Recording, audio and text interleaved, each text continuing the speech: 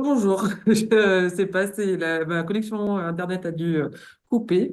Je suis à l'université et ça a dû couper, donc désolé. Donc, on reprend.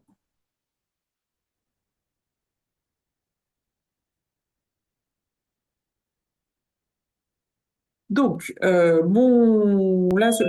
ce premier regroupement, c'est justement de vous accompagner dans la réalisation de ce TER cette année et de répondre à vos questions. Donc, j'ai préparé quelques diapos pour reprendre un peu certains éléments qui vous ont été présentés. Et puis après, il y aura un temps d'échange pour essayer de répondre à vos questions. J'ai mis les dates des prochains regroupements sur Iris. Je ne sais pas si vous les avez vus. Ça sera je les ai mis le vendredi entre midi et 2. Donc il y aura le 8 novembre, le 29 novembre et le 13 décembre. Donc on a quatre regroupements pour ce premier semestre. Euh, et généralement, en fait, les coupes restent les mêmes pour toute l'année, pour le premier semestre et le deuxième semestre. Pour le TER, donc lors de votre premier cours un peu général là-dessus, je pense que vous avez compris que l'objectif du TER, c'est de vous amener à fournir une recherche théorique. Théorique, ça veut dire que vous n'allez pas récolter des données, vous n'allez pas analyser des données, vous allez juste vraiment réfléchir, enfin, initier un travail de recherche, vous questionner sur une problématique et puis commencer à réfléchir un peu à une méthodologie pour répondre à votre questionnement théorique. Au premier semestre, l'objectif, donc pour le 508, c'est vraiment de vous faire une sorte de mini revue de littérature et de commencer à vous amener à développer une problématique. Et au second semestre, au deuxième semestre, c'est en fonction de la problématique, donc vous allez un peu étoffer votre problématique et proposer deux scénarios méthodologiques pour tester votre problématique. Et donc, à chaque fois, au premier et au deuxième semestre, ce sont des comptes rendus que vous allez rendre, que vous allez déposer en ligne pour ces deux semestres.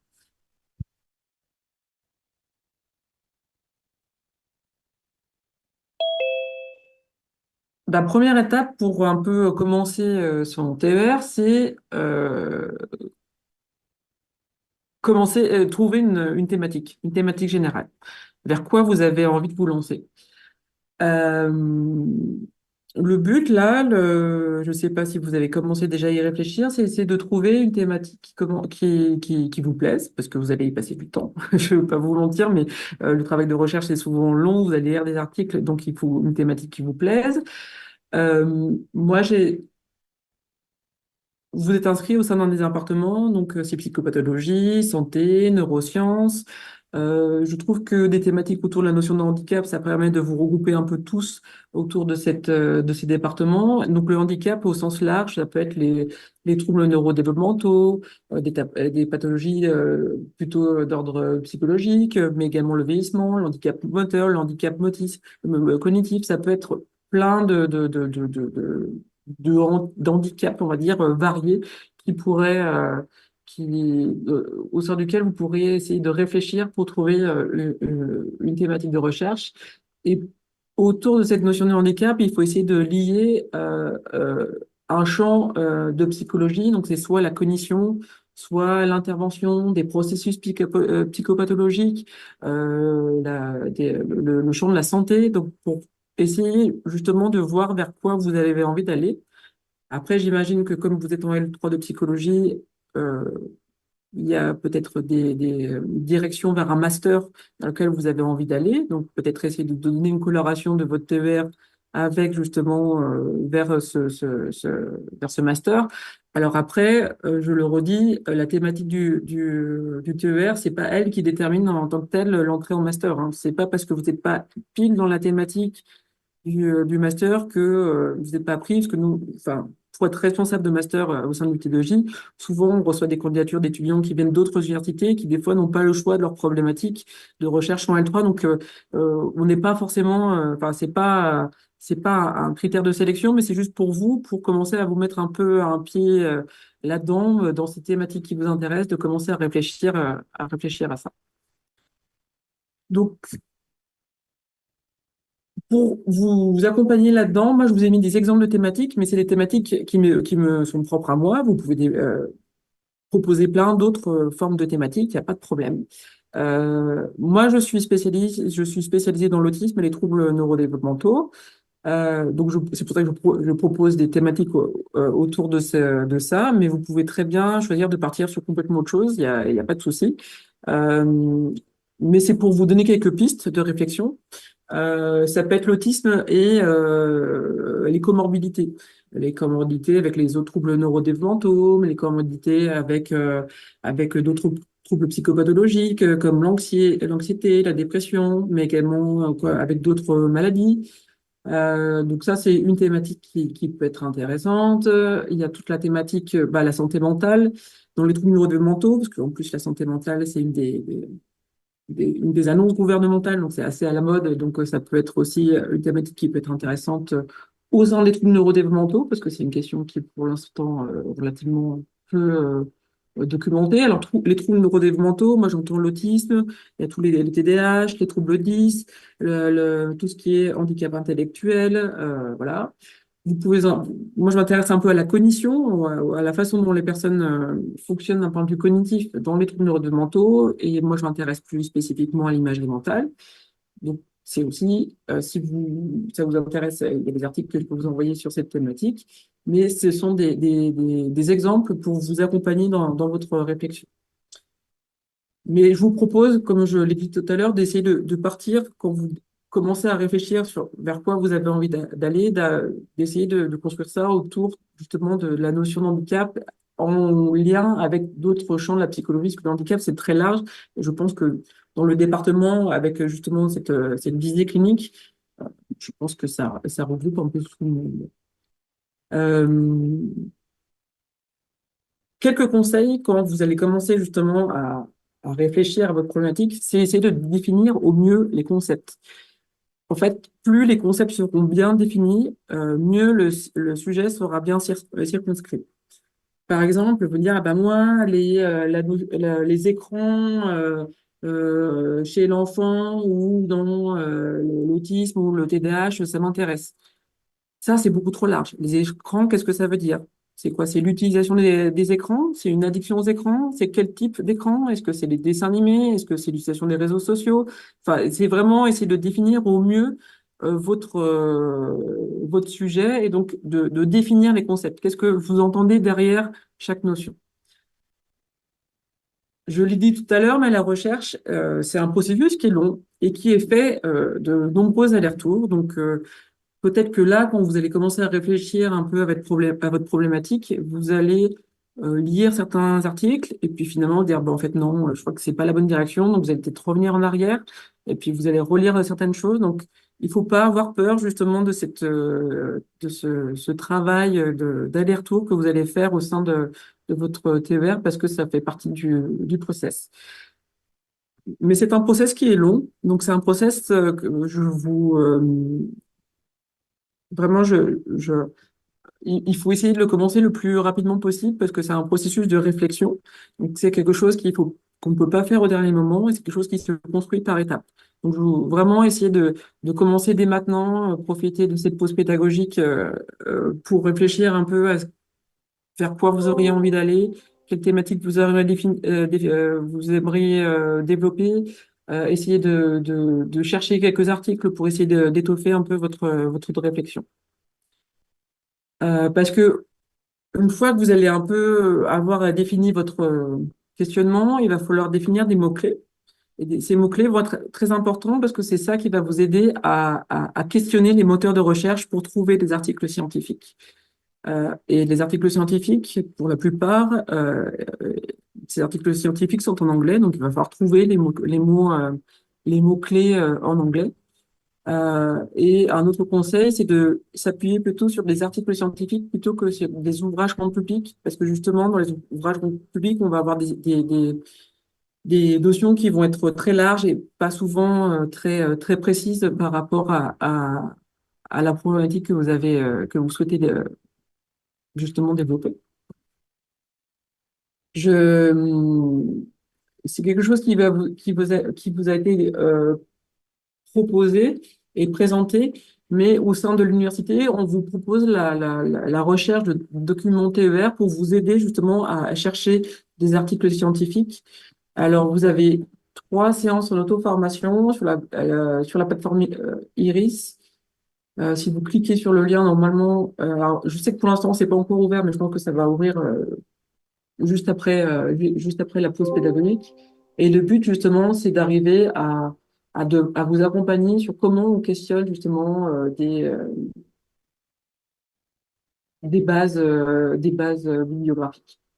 Et puis après, vous avez une séance 4 où là, ça se fait en distanciel. Et il faut s'inscrire justement auprès de la BU avec en suivant ce lien-là. Donc c'est en présentiel, enfin c'est physiquement, mais ça peut se faire à distance, en Zoom, pour vous justement pour vous guider au mieux pour développer votre recherche bibliographique avec l'idée que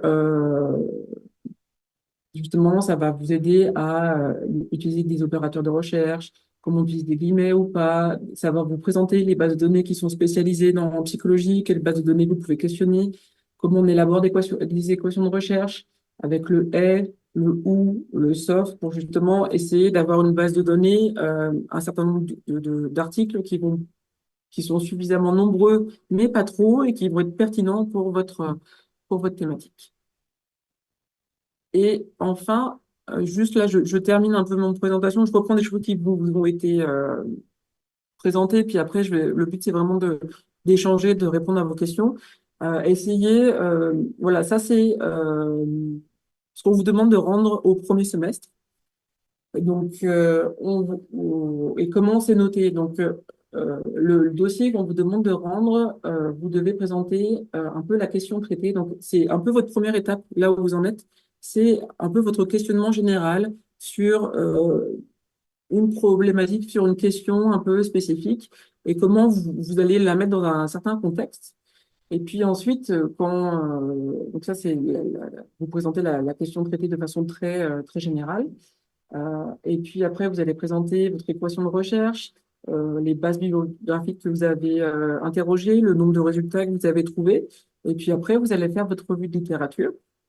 Votre revue de littérature, donc vous allez présenter les articles que vous avez lus. Le but de la revue de littérature, mais ça on reviendra également dessus au fur et à mesure des différents groupements, c'est pas juste de faire une liste de fiches de lecture que vous avez pu faire, mais c'est vraiment une mise en perspective, un lien entre les différents éléments que vous avez pu lire. C'est vraiment une construction de la revue de littérature qui doit vous amener à votre problématique. Donc là, on vous demande une ébauche de problématique. Donc c'est ça qu'on vous demande au premier semestre. Il y a tout cet aspect-là sur la question traitée. Donc il faut qu'elle soit bien amenée, qu'elle soit pas trop générale non plus d'écrire justement comment vous avez collecté vos données, et puis après, il y a tout l'aspect revue littérature et problématique. Et puis après, vous avez aussi tout l'aspect mise en forme du dossier, la bibliographie, les annexes, qu'il faudra également joindre à votre dossier. Et ça, c'est des éléments que vous avez déjà. Euh, le mieux, je pense, là, c'est que je commence à répondre à vos questions, parce que je vous ai présenté un certain nombre de choses, et puis je vais essayer d'y répondre du mieux que je peux.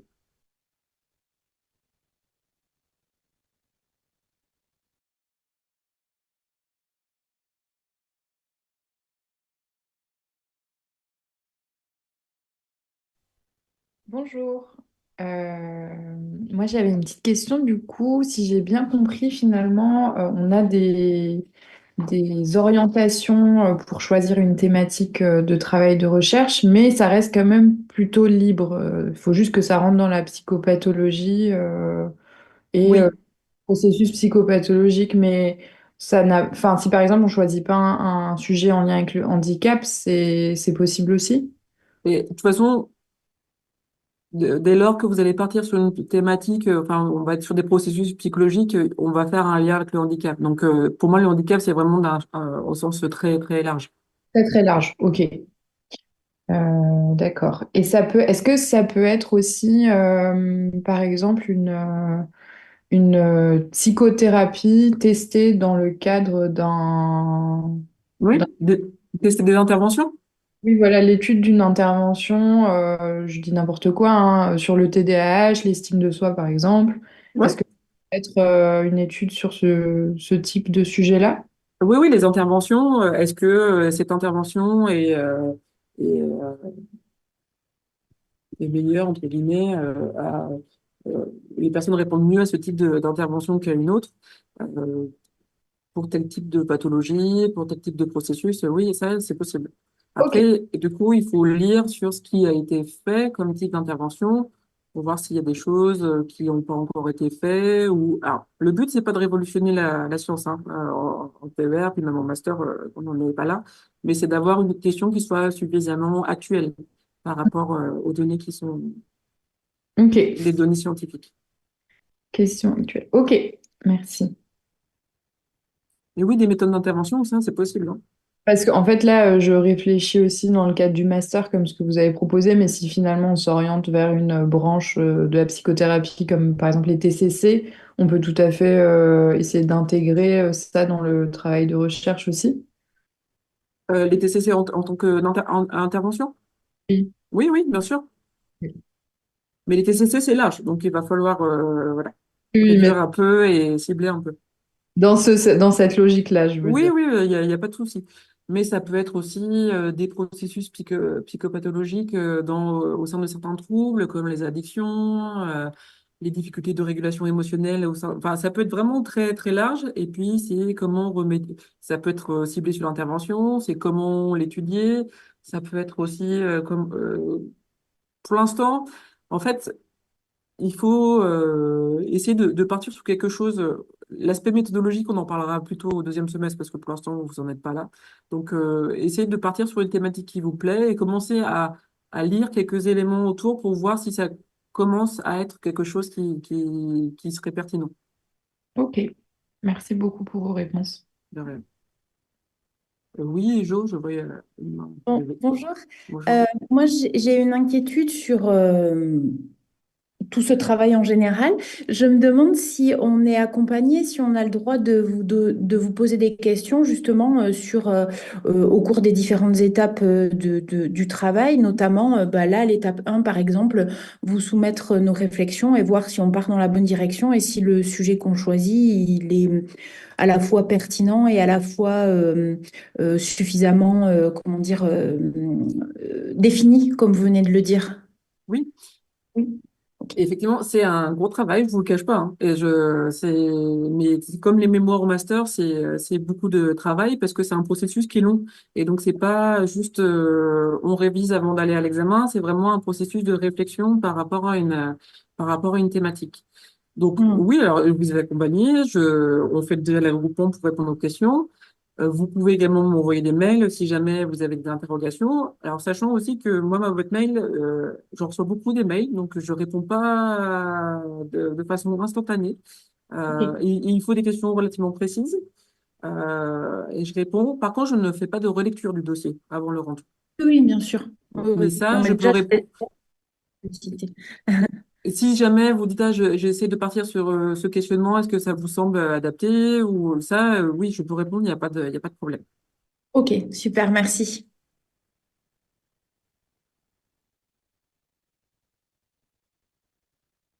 Mais justement, par rapport à la pertinence d'un sujet, j'avais déjà commencé à réfléchir à quelque chose.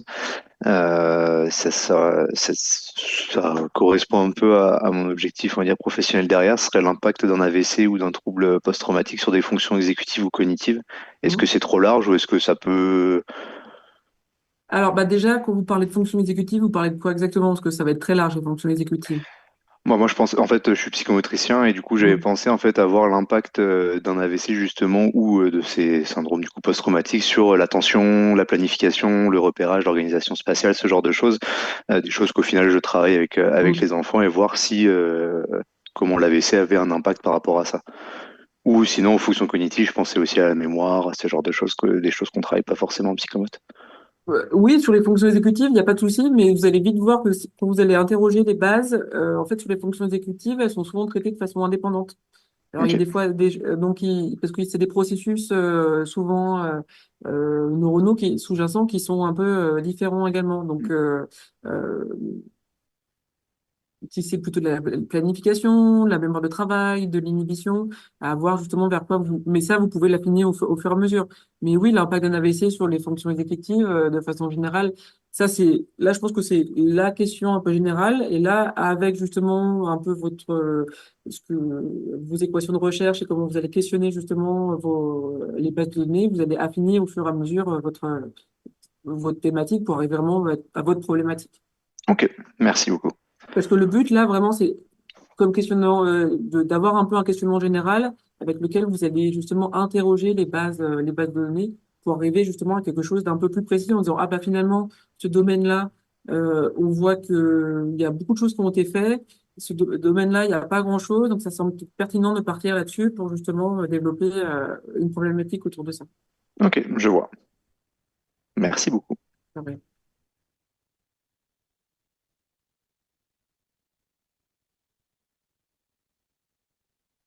Et après, vous pouvez aussi commencer à réfléchir à, ça peut être la population aussi. Est-ce que vous êtes plutôt chez des enfants, sur des adultes, sur des personnes plutôt âgées également, vers quoi vous voulez vous tourner? Parce que effectivement, en fonction des populations, vous n'allez pas forcément tomber sur la même littérature derrière. Oui, je vois une main levée. Oui, bonjour. Moi, je voulais vous demander quant aux articles, parce que j'ai vu fallait un certain nombre d'articles en anglais. Il y a un Oui. minimum ou pas? Alors après, vous allez questionner votre base, enfin différentes bases de recherche, et vous allez avoir un certain nombre d'articles. Généralement, on estime qu'une si votre équation elle est bonne, il faut une cinquantaine d'articles. Mais ça ne veut pas dire que vous allez lire les 50 articles, parce que c'est beaucoup de boulot de lire 50 articles, et vous n'allez pas les lire de façon approfondie, mais vous allez en sélectionner un certain nombre qui vous semblent les plus pertinents pour votre revue de littérature. Généralement, une bibliographie où il y a une dizaine d'articles à la fin, pour un TVR, moi, ça me semble suffisant dans un premier temps. Parce que Et d'articles en anglais, du coup, il n'y a pas de minimum. il n'y a pas de minimum, non. Mais honnêtement, quand vous allez D'accord, donc. questionner les revues de littérature, enfin les bases de données, la recherche publie beaucoup sur un versant international, donc c'est beaucoup des publications en anglais. Oui, Et c'est pour ça d'accord, ok. que je disais Merci. les ouvrages un peu généraux, en fait, c'est trop large. En fait, il n'y a pas vraiment de données scientifiques dedans. Alors, les ouvrages, ça peut être intéressant de les consulter pour justement, au sein de au tout début de votre recherche, pour amener un peu un certain nombre d'éléments dans votre questionnement général. Mais c'est pas ça qui va constituer justement le cœur de vos données bibliographiques que vous avez présentées dans votre dossier.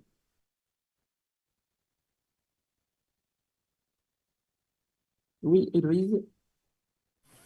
Oui, je voulais juste une précision pour ce que vous appelez ouvrage. Est-ce que c'est par exemple les livres scientifiques d'UNO vous appelez ouvrage ou ça c'est quand même suffisamment précis? Ou est-ce qu'il faut qu'on se réfère du coup à l'article qu'il peut y avoir référencé dans ces ouvrages-là?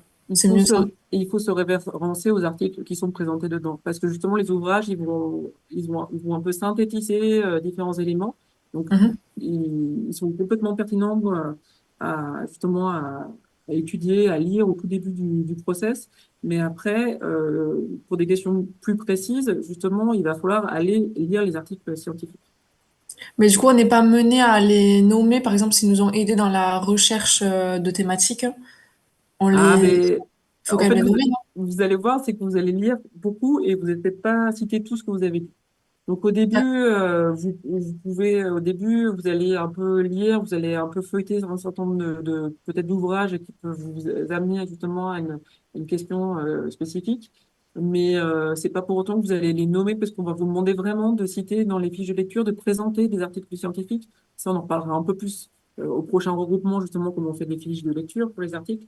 Mais vraiment, là, il faut lire des articles scientifiques et c'est ça que vous allez présenter justement dans votre dossier. Ok, d'accord. Merci.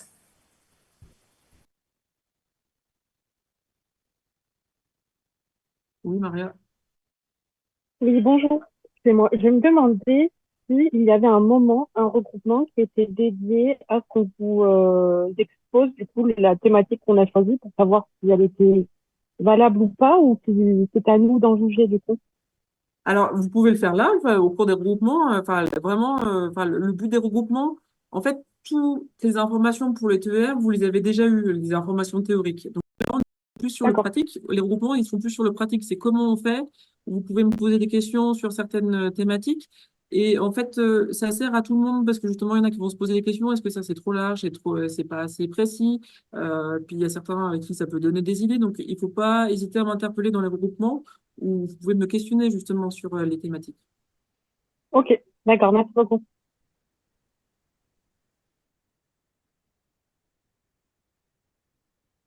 J'ai vu qu'il y avait une question dans le chat. Une personne qui dit,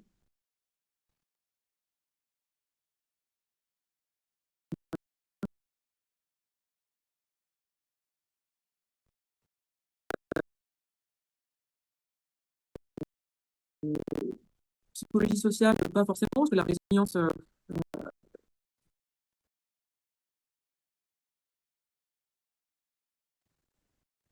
enfin, la gros questionnement général, vous pouvez commencer à réfléchir à ça, à commencer à lire des articles, et après à affiner un peu les choses. Et moi, là, comme vous me donnez l'exemple sous les yeux, vous parlez de résilience, essayez de trouver une définition de la résilience. C'est quoi la résilience? Vous la définissez comment?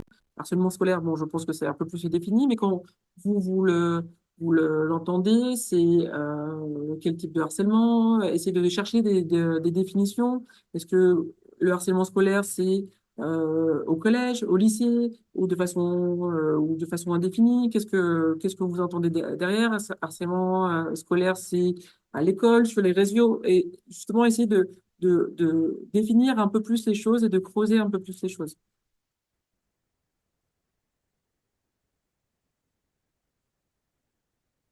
Et c'est vraiment non, parce que le harcèlement scolaire, c'est pas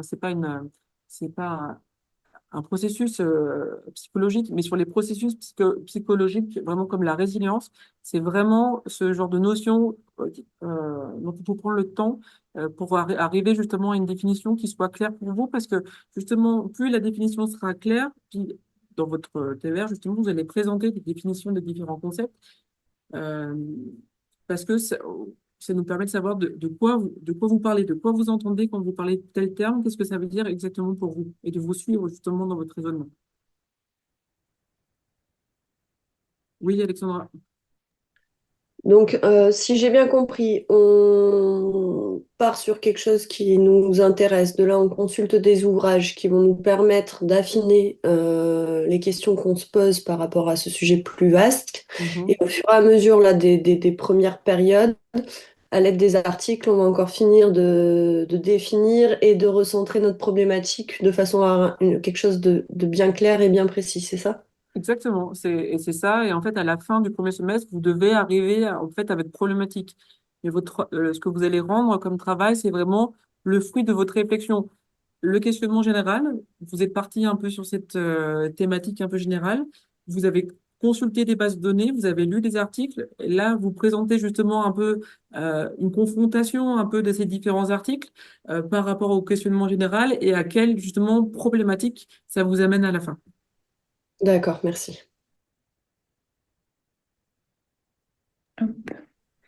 Du coup, j'aimerais poser une question sur le thème sur lequel j'aimerais m'orienter. J'espère être pertinente et pas embêter les autres en monopolisant du temps. N'hésitez pas à me le dire si c'est le cas. J'aimerais travailler sur la transmission intergénérationnelle des traumatismes. Mais pour le moment, j'ai pas du tout affiné. Enfin, j'avais affiné, mais je pense que ça l'est pas suffisamment. Est-ce que c'est une piste que je peux commencer à explorer ou c'est Tout, pas... pour moi, toute piste est bonne, hein. Enfin, pour moi, je mets pas de limite, toute piste est bonne, mais c'est en fait, c'est là quand vous parlez de transmission intergénérationnelle, comment vous entendez ça, quel mode de transmission, c'est là-dessus qu'il va falloir commencer à réfléchir. Quand vous parlez justement des traumatismes, quel type de traumatisme, il faut essayer d'essayer de définir les choses. Parce que plus vous allez définir les choses, quand vous allez justement questionner les bases de données, vous aurez des articles qui vont être proches justement de votre questionnement. Oui, oui, très bien. Parfait. Merci beaucoup, ça répond à ma question.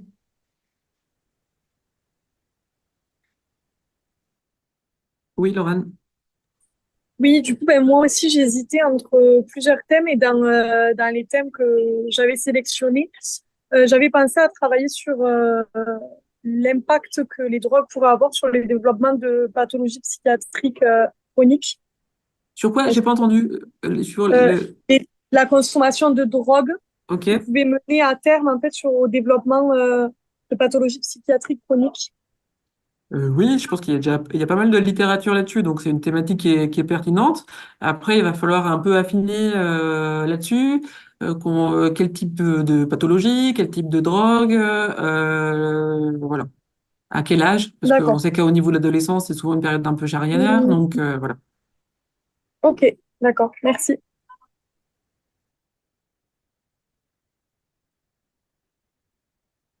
Oui, Fanny. Oui, bonjour. Moi, c'est pareil. Enfin, moi, mon intérêt, c'est sur l'aidance aux personnes âgées.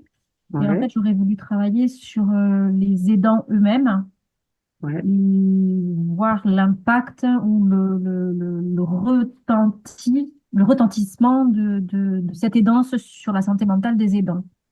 Ok. Oui, enfin, moi je pense que là, la thématique est bonne. Il va falloir aussi, au fur et à mesure, un peu, euh, je pense qu'au fur et à mesure, vous allez un peu affiner en fonction de quel type d'aidant. Est-ce que c'est les conjoints? Est-ce que c'est les enfants? C'est les parents? Et il va falloir un peu définir un peu les choses en termes de santé mentale. Bon, je pense que vous serez surtout sur des processus anxieux et dépressifs qui seront reliés, mais vous pouvez tout à fait partir là-dessus et essayer mais au fur et à mesure, justement, d'affiner un peu votre questionnement par rapport à ça. Ok, super. Merci beaucoup. Oui, Cédric? Bonjour, vous m'entendez? Bonjour. Oui. Alors pour mon projet de recherche, j'aimerais bien partir sur la prématurité, donc chez les nouveau-nés. Dans l'idée, ce serait donc j'aurais deux portes d'entrée. Donc soit voir donc l'influence de la prématurité sur la dynamique familiale, donc en incluant notamment la fratrie, ou alors donc de voir l'influence donc de la prématurité sur le couple conjugal. Vous savez que Mhm. j'ai recherché, j'ai vu en fait qu'en tout cas qu'il y avait donc des influences sur les styles parentaux, sur l'investissement parental, et que ça pouvait en tout cas générer donc des tensions dans le couple et qu'il y avait plein de couples en tout cas qui pouvaient exploser. Et en fait, à terme, moi, j'aimerais bien voir quel type d'intervention et de prévention, en tout cas, le psychologue pourrait mettre en place pour accompagner ces familles. Ok. Euh, c'est bien parce qu'au début, vous m'avez dit la fratrie ou la famille. Je me suis dit, bah, il manque un peu de processus psychopathologique ou psychologique dedans. Donc, vous avez parlé justement de styles parentaux. Euh, Parce que justement, comment on mesure l'impact sur quoi, comment, donc c'est ça qui va être intéressant. Après, le but, ça va être essayer de développer, parce que là, vous êtes déjà avancé, parce que vous réfléchissez déjà à la méthodologie, à ce que vous voulez proposer après par la suite. Donc, vous pouvez proposer des techniques d'intervention qui seront un peu basées sur des choses qui sont déjà faites, hein. Clairement, vous allez, au fur et à mesure de votre lecture, vous allez voir un certain nombre d'éléments qui vont ressurgir de la littérature et qui pourront aiguiller justement le type d'intervention. Et ça, c'est tout à fait faisable. Euh, En fait, ce qui est intéressant, je trouve, pour vous, pour les TER, c'est que vous pouvez faire de la recherche sans limite. C'est-à-dire que comme c'est purement théorique, vous n'allez pas justement faire du recueil de données, vous n'allez pas mettre en place les protocoles. Vous pouvez voir très très large dans vos protocoles. Vous pouvez dire, ben, moi, je veux recruter, j'aimerais bien que j'ai avoir au moins 500 participants pour cette étude. Vous pouvez rêver large pour la recherche. Donc ça, il n'y a pas de problème. Ok, parce Donc il y a qu'après, ça aussi, hein, c'est quelque chose que j'ai vu, c'est que dans les recherches, en tout cas, que j'ai commencé à lire, c'est que le public qui répondait, en tout cas, au questionnaire était un public qui était CSP+, et justement, donc, les familles qui étaient un peu moins diplômées, donc, n'étaient pas représentées. Donc ça aussi, ça peut être un échantillon que je peux inclure Ah oui, tout à fait. pour l'année prochaine. Ouais, Ouais, ouais. Ouais, ok, ouais. bon, Oui, c'est très des bien. choses où vous pouvez clairement dire dans votre méthodologie, en visant vraiment à inclure ce type d'échantillon, parce que vous peut représenter dans la littérature, pour voir s'il y a des différences à ces niveaux-là. Vous pouvez tout à fait partir là-dessus. Ok, super. Après, il va Merci. falloir, justement, là, on est plus sur le deuxième semestre, mais il faudra dire, justement, quel type de données vous attendez. Est-ce que vous attendez à ce qu'il y ait des différences entre le type de catégorie socio-professionnelle, ou c'est juste en disant que toute chose est égale par ailleurs? Enfin, il faudra réfléchir un peu au fait d'inclure cette catégorie. Est-ce que vous faites des hypothèses spécifiques, dessus, ou si c'est juste pour vraiment avoir quelque chose de très équivalent en fait entre les différents groupes. Ok, merci. Ouais. Amandine? Moi, j'aurais bien aimé avoir des exemples de problématiques en lien avec le TDAH, si c'était possible. Ah bah le TDAH, vous pouvez partir sur plein de choses, le TDAH. Vous pouvez partir, enfin vraiment, enfin c'est comme là, j'ai parlé de la cognition, les interventions. Vous pouvez sur les processus, vous pouvez partir sur la santé mentale dans le TDAH, les addictions dans le TDAH, les conduites à risque dans le TDAH. Vous pouvez partir sur les différents types d'interventions. Mais voilà, ça dépend. Qu'est-ce qui vous intéresse, qu'est-ce qui vous plaît? En fait, j'ai un enfant TDAH, donc je connais un peu la problématique, mais j'aurais aimé creuser le sujet, donc c'est pour ça que je vous posais la question, en fait. Voilà. Bah, en fait, le TDAH est très très large, donc c'est voir par quel bout vous voulez le prendre. D'accord, ok.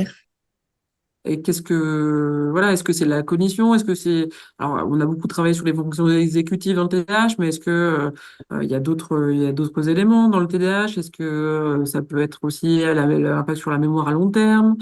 Ça peut être aussi l'utilisation de la prise de la Ritaline durant au cours du développement, quel impact ça peut avoir. Enfin, ça peut être en fait, ça peut être plein de pistes différentes.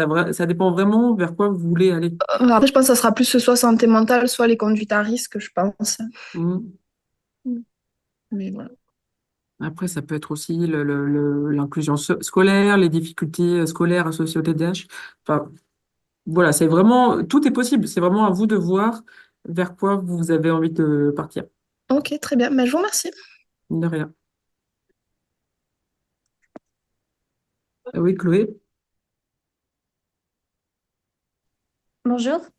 bonjour. En fait, pareil, je pense que j'ai un peu une piste que j'aimerais explorer parce que j'aimerais faire mon stage probablement en soins palliatifs. Donc, je pensais aller sur quelque chose comme ça. Et je pensais justement à peut-être quelque chose autour de l'impact de la vie en soins palliatifs sur tout ce qui est santé mentale des patients, mais plus sur les maladies neurodégénératives. Mais je ne sais pas si déjà c'est trop précis ou est-ce qu'il faut que je spécifie, par exemple, maladie neurodégénérative, que j'en prenne, je sais pas, une seule, par exemple. Je ne sais pas trop si, ou si c'est Là, bien. au début, pardon, vous pouvez être un peu large. Et en fait, Ok. c'est vos lectures qui vont vous amener à affiner un peu les choses, c'est-à-dire, bah, finalement, on voit qu'il n'y a pas grand-chose dans cette pathologie-là, mais là-dessus, il y a eu beaucoup de choses et je pense que les conclusions sont relativement claires. Et c'est ça que vous allez vraiment présenter dans votre TER. Donc, n'ayez pas peur de dire au début, En fait, vraiment, ce que vous allez présenter dans votre dossier à la fin, c'est tout votre processus de réflexion depuis le début. Là, vous dites, bah, moi, j'ai une question et vous allez commencer justement à définir un peu les choses, à questionner les bases de données. Et donc, après, vous allez présenter justement ce que vous avez lu et pour arriver un peu à votre problématique. Donc, oui, enfin, après, donc là, c'est plus en termes de santé mentale, les soins palliatifs sur, sur les patients eux-mêmes. Oui, c'est ça. Bah, l'impact, en gros, de la vie en soins palliatifs sur le patient Ok, lui-même. ok. Sachant que c'est des patients, généralement, quand ils sont en soins palliatifs, qui peuvent être difficiles à évaluer. Enfin, voilà. Faut aussi avoir, Oui. parce que, voilà. Après, ça serait des questions, mais à un moment, c'est quand on parle d'impact, après, comment on l'évalue? C'est surtout ça. Est-ce que c'est des questionnaires? Est-ce que c'est des personnes qui peuvent remplir un questionnaire? Ou ça peut être des- des- des- ça peut être des proches qui répondent au questionnaire également. Ça peut être des choses comme ça. Est-ce que c'est des indices physiologiques également qu'on peut prendre?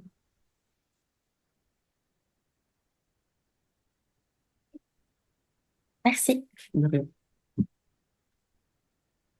Alexandra? Moi, une de mes pistes d'idées, ce serait donc le sujet large, ce serait les personnes atteintes de TDAH et leur capacité à faire leur suivi médical. Et donc, par exemple, si on devait recentrer, ce serait de dire, OK, telle fonction atteinte chez les sujets atteints de TDAH augmente le risque d'inobservance thérapeutique, par exemple. C'est ça. Bon, est-ce que quand vous dites suivi médical, je me demandais à quoi vous faisiez référence? Alors ça, c'était le sujet large du coup. Hmm, Donc en quoi est-ce que le fait d'avoir un TDAH va faire que on va se rendre au rendez-vous jamais à la bonne date, ou alors on va carrément oublier le rendez-vous. ok. Voilà, il y a plein de choses en fait dans le suivi médical qui peuvent être problématiques Hmm, en fonction de ce que représente le TDAH. Et donc j'avais par exemple en quoi est-ce qu'il va y avoir une observance thérapeutique par exemple. hmm, Il y a l'idée de l'errance médicale qui peut être plus difficile à gérer peut-être, justement par le fait, c'est là où j'en suis venue à l'inobservance au suivi médical. En fait, l'errance médicale, c'est-à-dire la capacité à reprogrammer des rendez-vous en l'absence de résultats, ce genre de hmm. choses. Oui, oui, en fait, vous pouvez partir sur cette thématique un peu large et justement affiner les choses au fur et à mesure des lectures.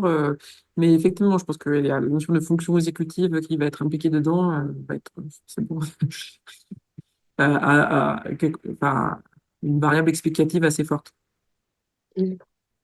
Merci. Laurent? Oui, pour revenir sur en fait comment affiner, etc. En fait, on part d'une thématique générale. Donc, si je reprends l'exemple des drogues, je peux très bien partir de quel est l'impact des drogues sur le développement de pathologies chroniques, psychiatriques chroniques. Et en fait, c'est après mes lectures qu'il va falloir que j'affine ma problématique sur un type de pathologie, un type de drogue, etc. Oui, alors, et puis vous allez voir que si dans votre équation de recherche, vous marquez drogue et maladie psychopathologique, psychological disorder, vous allez avoir beaucoup de résultats. Donc, à un moment, il va falloir que vous définissiez un peu plus les choses et que dire bah, quel type de pathologie, quel type de drogue, est-ce que on est sur des voilà. Donc, même ma thématique générale, pardon, il faudrait que je l'affine. Mais non, en fait, vous allez l'affiner au fur et à mesure. Mais votre équation de recherche, vous n'allez pas la faire qu'une fois. C'est que Ok, vous allez, en fait, au début, consulter un petit peu avec quelque chose de très large. Vous allez voir quelques articles que vous allez commencer à consulter en disant, ah, bah oui, ça peut être intéressant. Et donc après, vous allez la faire retourner sur d'autres choses une fois que vous commencez à affiner un peu les choses. d'accord, ok. Mais voilà, mon dossier, il peut commencer par une thématique très générale. C'est pas gênant, ça s'affine au fur et à mesure. Oui, oui, c'est pas gênant. D'accord. Mais enfin, vous allez voir enfin, de vous-même, quand vous allez commencer à rédiger, vous allez voir que les choses vont se mettre en place au fur et à mesure. Et puis, D'accord, ok. voilà, Bien. comme je vous l'ai dit au tout début, vraiment, le processus de recherche, c'est c'est fait d'aller-retour. C'est que vous allez vous poser des questions, vous allez lire des choses, et vous allez peut-être revenir en arrière sur certains éléments et vous dire, ah bah, en fait, ça, c'est peut-être pas le plus pertinent, je vais peut-être repartir là-dessus. Donc, et en fait, quand vous lisez un article scientifique ou quand vous, voilà, on n'est pas, on ne voit pas ces processus longs faits d'aller-retour, de réflexion.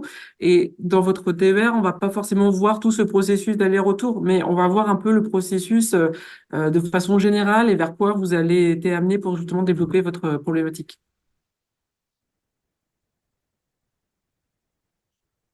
Riam, Oui, bonjour. bonjour. Je voudrais savoir, en fait, j'aimerais partir sur l'addiction aux écrans chez les enfants et les adolescents et les troubles anxieux. Ok. Oui, vous pouvez Ah, partir c'est possible. là-dessus.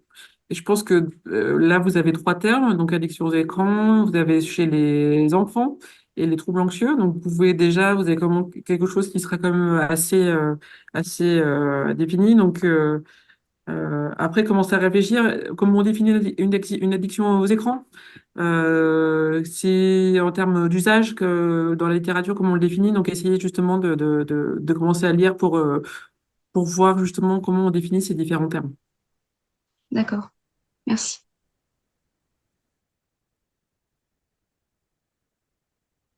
Héloïse, je vois toujours je questionne les mains que je vois lever, hein, donc je sais Ok. pas si voilà. Merci. Moi, j'avais une question par rapport à un sujet qui m'intéresse, mais je me rends pas trop compte s'il est controversé ou pas. En fait, ce serait l'épigénétique en rapport avec la psychologie. Alors là, c'est du coup là, c'est très très très très large. Oui, je sais, mais est-ce que, en fait, enfin, j'aimerais bien questionner la vulnérabilité euh, au point de vue épigénétique par rapport à la dépression. Bon, c'est large, c'est pas encore bien défini, c'est juste une idée. Ouais. Mais en fait, l'épigénétique, c'est relativement récent comme domaine, et je me demandais si dans la psychologie c'était un peu controversé ou pas. Enfin, je Ben me non, rends pas trop compte en fait. c'est pas trop controversé, mais du coup, je vois pas trop le côté psycho là-dedans. Bah, ce serait par rapport aux troubles dépressifs. Parce que en psychopathologie, enfin tous les troubles, on considère qu'il y a une part génétique assez importante, hein. Oui, oui, oui, je sais bien, mais ce serait pour relier les deux, mais plus précisément. Mais du coup, je sais pas trop. Parce que là, c'est pas une controverse en psychologie. Ok, C'est un fait. Enfin, il y a des, il y a, il y a, il y a, il y a pas, enfin, d'un point de vue scientifique, là-dessus, il y a pas de problème. Donc, je pense qu'il pourrait euh, affiner un petit peu, parce que là, du coup, là, c'est vraiment un peu trop large comme questionnement. oui, oui, ça, je me doute bien, mais Mm. c'est juste par rapport au terme d'épigénétique que enfin, on le voit un petit peu, mais peut-être moins que d'autres termes. Enfin bon, voilà, je me demandais en fait si ça avait du sens ou pas. Puis là, je vois pas trop le lien avec la psycho.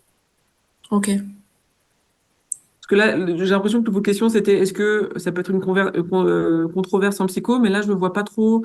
Il faudrait affiner par rapport au lien avec la psychologie. d'accord. Ok, merci. Parce que ça peut être bon, les facteurs de risque, les risques des facteurs de protection vis-à-vis de le fait de développer telle ou telle maladie. Mais là, on est sur des choses plus épidémiologiques, où on sort un peu du terrain de recherche. Donc, il faudrait un peu cibler un peu plus.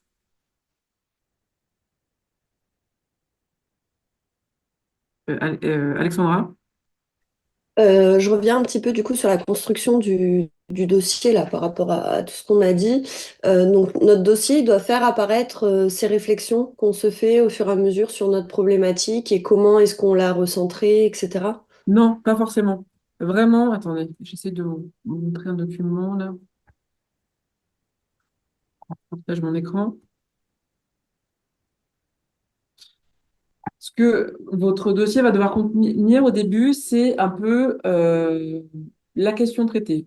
vous, c'est un peu une question de départ. Votre question de départ, dans quoi vous êtes parti, l'intérêt de la thématique, en quoi justement c'est pertinent par rapport à, bah, à la psychologie et quel impact ça peut avoir de se questionner sur ce type de problématique, enfin d'aborder ce type de questions.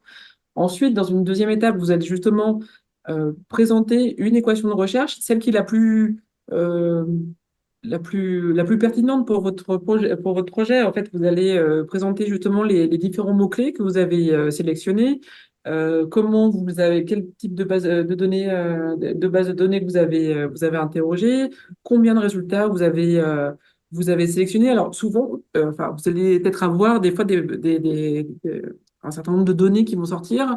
Alors, on peut, à une base de données, pour vous sortir 150 résultats. Ça ne veut pas dire que vous allez que tous ces 150 résultats vont être pertinents en fait, pour votre recherche. Donc, vous allez dire, bah, moi, parmi ces 150, j'en ai sélectionné 10 qui sont les plus près justement de la thématique qui m'intéresse. Et c'est ça que vous allez présenter en fait dans votre revue de littérature. Est-ce que j'ai répondu à votre question? Oui, Vous n'êtes merci. pas forcément présenté, dire, alors là, je partais là-dessus, et puis après, finalement, je me suis dit ça, mais vous allez présenter dans votre revue de littérature, c'est un peu les différentes, comment vous justement vous présentez les différents résultats et à l'ébauche de problématique vers laquelle ça vous amène. Oui, en fait, ça apparaîtra du coup en filigrane dans le dossier parce que forcément, elle va se préciser au fur et à mesure, mais il n'y a pas besoin de rédiger ce travail de réflexion. Et c'est exactement ça, ça va apparaître en filigrane parce que peut-être que vous allez dire, bah, finalement, on se rend compte qu'il n'y a pas beaucoup de recherches dans ce domaine-là ou que ça, finalement, on peut voir, parce que, en fait, votre revue de littérature, c'est pour dire aussi, bah, finalement, on voit que tel domaine, finalement, le tour de la question a été fait ou c'est peut-être pas forcément pertinent d'aller là-dedans, mais on peut voir aussi que peut-être axer la question plutôt dans ce sens-là serait plus pertinent et on voit qu'il y a il y a moins de recherches dans ce domaine-là. Donc ça va plutôt apparaître comme ça. Merci. Maria? Oui, je souhaitais vous exposer également ma thématique de recherche. Alors, je disais que je fais pas mal de recherches sur des sujets. Je souhaitais travailler sur le diagnostic infantile de l'autisme et, euh, et partir du postulat qu'ont fait de nombreux chercheurs que les filles sont diagnostiquées bien plus tardivement que les garçons. Et en fait, j'aimerais analyser les causes de ces diagnostics tardifs et, euh, et partir du postulat également qui a déjà été fait, que peut-être que les outils diagnostiques ne sont pas adaptés au phénotype féminin.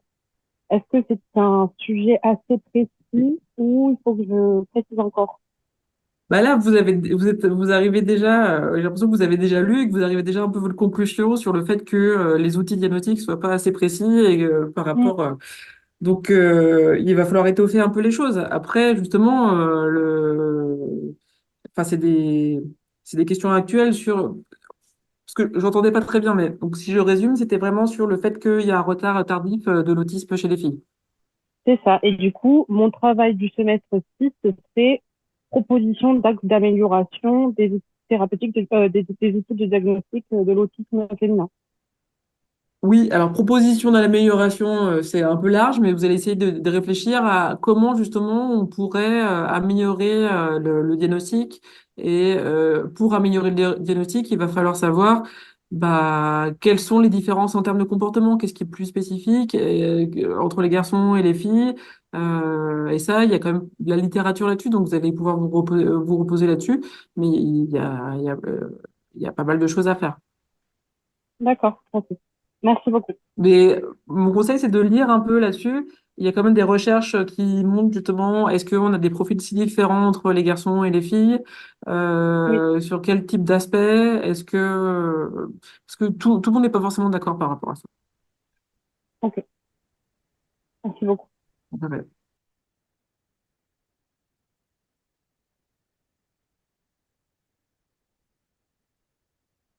Est-ce que vous avez d'autres questions par rapport à à vos thématiques? Donc vraiment, là, ce que vous allez devoir faire durant les prochaines semaines, c'est commencer. Là, du coup, on a un peu échangé sur vos différentes thématiques. essayez de commencer à lire, à chercher, à questionner les bases de données. Je vous ai parlé justement des formations pour celles et ceux qui sont pas forcément à l'aise justement avec les bases de données bibliographiques, comment on questionne une base de données bibliographique, pour justement vous aider à trouver justement les articles scientifiques. Donc, il va falloir lire en anglais, mais c'est de l'anglais scientifique.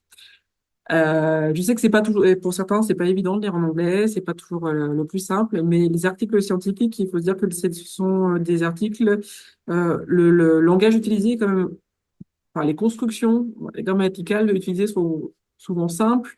Une fois que les termes, vous les avez définis, c'est que ça commence à être assez facile de lire les différents articles. Mais il faut pas être rebuté, il faut pas avoir peur de y aller parce qu'en fait, la recherche, ça il se passe beaucoup sur des articles publiés en anglais, donc il va falloir y aller, même si vous n'êtes pas forcément à l'aise avec ça. Donc ça va être un certain nombre d'éléments. Il faut justement présenter les articles en anglais dans votre littérature et des articles relativement récents. Ça, on en parlera plus la prochaine fois, mais euh, si vous sortez des papiers qui sont sortis dans les années 2000, je veux dire, bon, oui, certes, mais il y a peut-être des choses qui ont été faites depuis.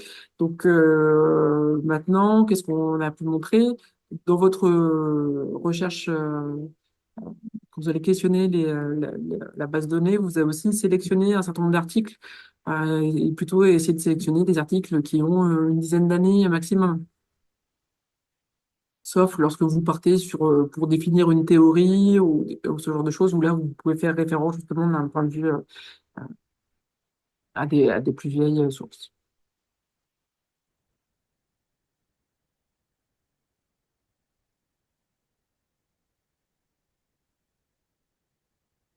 Est-ce qu'il y a d'autres questions?